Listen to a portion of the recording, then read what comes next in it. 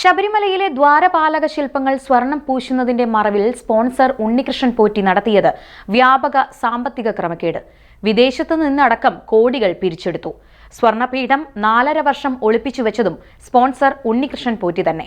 സ്പോൺസറുടെയും കൂട്ടാളികളുടെയും വെട്ടിപ്പ് Devaswom board vigilance കണ്ടെത്തിയിട്ടും പ്രതികരണമില്ലാതെ പ്രതിപക്ഷവും ബിജെപിയും.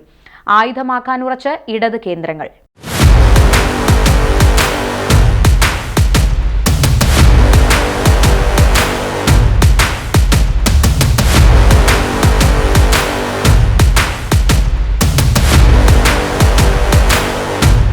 ശബരിമലയിൽ കാണാതായ സ്വർണം പൂശിയ പീഠം കണ്ടെത്തിയതോടെ അണിയറയിൽ അരങ്ങേറിയ ഒട്ടേറെ സാമ്പത്തിക തട്ടിപ്പുകൾ കൂടിയാണ് ഇപ്പോൾ പുറം ലോകത്ത് എത്തിയിരിക്കുന്നത്.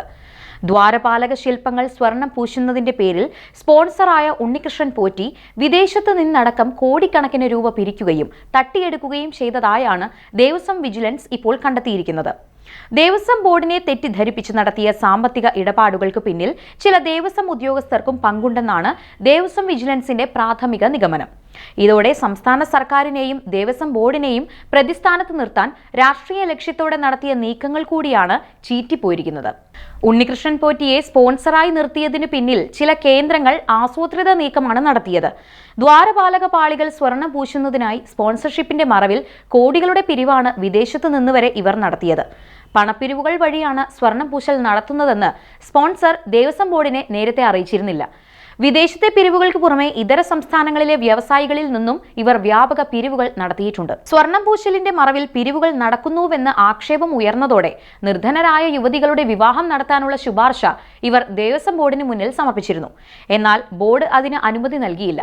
ദ്വാരപാലക ശില്പങ്ങൾ സ്വർണം പൂശുകയാണ് സ്പോൺസർ ചെയ്യേണ്ടതെന്നും തുക വകമാറി ചെലവഴിക്കാൻ പാടില്ലെന്നുമാണ് ദേവസ്വം ബോർഡ് ഇതിൽ കൈക്കൊണ്ട നിലപാട്. പണപ്പിരിവിനെ കുറിച്ച് വിവാദം ഉണ്ടാകാതെ ഇരിക്കാൻ 7 പവന്റെ സ്വർണമാല ഇവർ ക്ഷേത്രത്തിന് കൈമാറിയിട്ടുണ്ടെന്ന വിവരവും ദേവസ്വം വിജിലൻസ് കണ്ടെത്തിയിട്ടുണ്ട്. അതേസമയം ഈ മാല നൽകിയ വിവരം ദേവസ്വം ബോർഡിനെ ഇവർ അറിയിച്ചതേയില്ല. പകരം ശാന്തിമാർക്ക് നേരിട്ട് നൽകുകയാണെന്നും വിജിലൻസ് കണ്ടെത്തിയിട്ടുണ്ട്. ഇതിനു പിറകിൽ വലിയ ദുരൂഹതയുണ്ടെന്നും ഇതു സംബന്ധിച്ച് സമഗ്രമായ അന്വേഷണം നടത്തണമെന്നുമാണ് ദേവസ്വം ബോർഡിന്റെ തീരുമാനം. ഭക്തരുടെ മുഖംമൂടി അണിഞ്ഞുകൊണ്ട് വൻ വെട്ടിപ്പാണ് ഉണ്ണികൃഷ്ണൻ പോറ്റിയും ഒപ്പമുള്ളവരും നടത്തിയത്. തങ്ങളുടെ തട്ടിപ്പിനുള്ള മറയാക്കി അവർ ശബരിമലയെ വിദഗ്ധമായി മാറ്റുകയും ചെയ്തു. ദേവസ്വം വകുപ്പ് മന്ത്രി VN വാസവൻ ഉണ്ണികൃഷ്ണൻ പോറ്റിക്കെതിരെ രൂക്ഷ വിമർശനം ഉയർത്തിയത് ഈ സാഹചര്യത്തിലാണ്.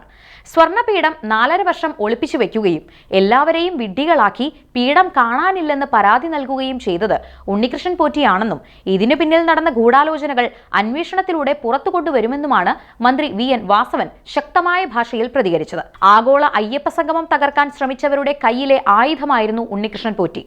അയ്യപ്പന്റെ സ്വർണം അടിച്ചു മാറ്റിയവരാണ് അയ്യപ്പ സംഗമം നടത്തുന്നതെന്ന് പ്രതിപക്ഷ നേതാവ് VD സതീശൻ നിയമസഭയിൽ ആരോപിക്കുകയും ചെയ്തു. ആഗോള അയ്യപ്പ സംഗമത്തിന് 5 ദിവസം മുമ്പാണ് സ്വർണപീഠം കാണാനില്ലെന്ന് സ്പോൺസർ ഉണ്ണികൃഷ്ണൻ പോറ്റി ആരോപണം ഉയർത്തിയത്. ഇത് അയ്യപ്പ സംഗമത്തെ തകർക്കാനാണെന്ന് വ്യക്തം. ഈ വിധത്തിൽ ആരോപണം ഉന്നയിച്ച വ്യക്തിയുടെ ബന്ധുവീട്ടിൽ നിന്ന് തന്നെ ദേവസ്വം വിജിലൻസ് സ്വർണപീഠം കണ്ടെത്തുകയും ചെയ്തു.